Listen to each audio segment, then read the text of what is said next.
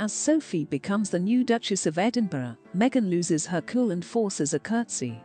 Because the Duchess of Sussex apparently declined the opportunity to have Sophie Wessex instruct her on everyday lives as a royal, their relationship is believed to have got intense all across the coronation. Associates of Sophie, the new Duchess of Edinburgh, have now stated that Sophie is happy that Meghan is no longer required to bow to her. Prior to this, the longtime Countess of Wessex was required to yield to Prince Harry's wife, who had a higher social status as a duchess.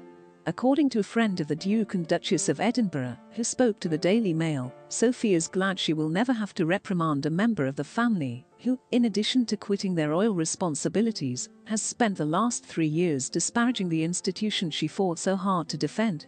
Before her passing, the Queen assured Edward and Sophie that they would receive these honours. Sophie never had to show Meghan courtesy, since Charles eventually granted her desires last Friday, which was also Edward's 59th birthday. Before, it's Meg, Edward, usually surpassed. Sophie consequently outclassed Harry. Meghan is currently unranked in the royal hierarchy, which means Sophie has a higher rank than Meghan, and if Sophie and Edward are with Meghan alone, Meghan is required to bow to them. Due to Meghan's fear of Sophie and the fact that she had read her the Riot Act, they purposefully paired the two of them together.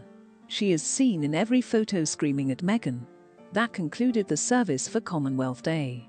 So as to respect the Commonwealth, red, blue, or white were the permitted colours for this dress code. Green, or Meghan. Due to the fact that she had worn white the year before, she was aware of the rule.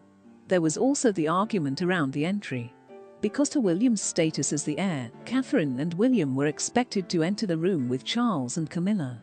William and Catherine consented to enter the room individually after Harry and Meghan kicked up a disturbance.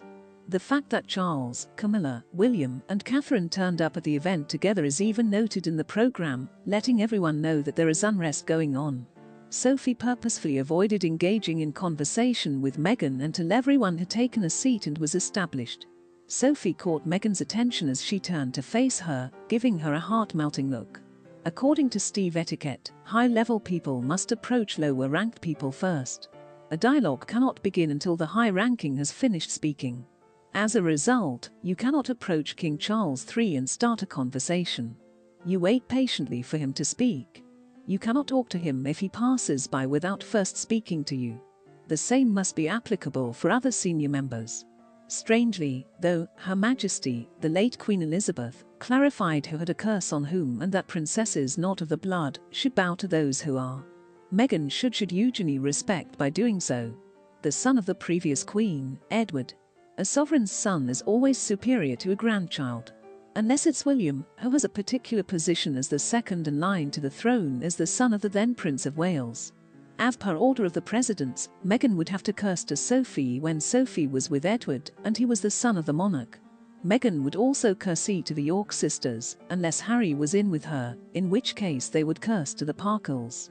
But I don't think I've ever seen any of them curtsy/bow to anyone in the family except Her Majesty the Queen, and now King Charles III. In 2022, the new Duchess of Edinburgh attended more formal royal events than Camilla, the Queen Consort, or the Prince and Princess of Wales. She has spent 21 years as a working royal, earning 158 in total. The son of the late Martin, who was still alive when they last melted, was still Sophie's husband after she wed Prince Edward in 1999. Regarding the burial, she should courtesy to William and Catherine, but not to the other princesses and princes, because they are all on an equal footing. The title alone doesn't tell anything. Whether you are a prince or a princess,